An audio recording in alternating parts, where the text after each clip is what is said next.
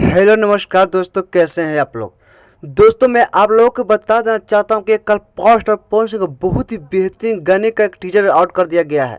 दोस्तों जिस गाने का बोल है कातिल, इस गाने को लेकर काजल अगवानी ने काफ़ी पवन सिंह के विरोधियों को रेल दी।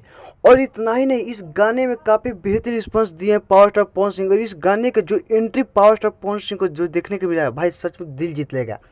भोजपुरी में सिर्फ एकलौता एक ऐसा शख्स है जो भोजपुरी को हमेशा बदलने की चाहत रखते हैं, वो है भोजपुरी के पावर स्टार पवन सिंह। बहुत ही बेहतरीन अपने गाने को बैक टू बैक रिलीज कर रहे हैं और ऑडियंस इनके गाने का हर गाने को बहुत बेहतरीन रिस्पॉन्स और प्यार आशीर्वाद भी दे रहे हैं। जैसे कि पिछले गाने फराक फाटल बाप पियर फराक वाले के काफ़ी ट्रेंड पर ट्रेंड गाने चल रहे हैं, जो कभी काफ़ी लगन में बज जाते। तो दोस्तों मेरी जानकारी कैसे लगी, आप लोग अपना कमेंट बॉक्स में राय जरूर दें। और पावर स्टार पवन सिंह आप एक तरफ चाहते हैं तो सब्सक्राइब, लाइक और शेयर करना भूलें। Love you. ऐसे ही पावर स्टार पवन सिंह पर सपोर्ट बनाए रखें।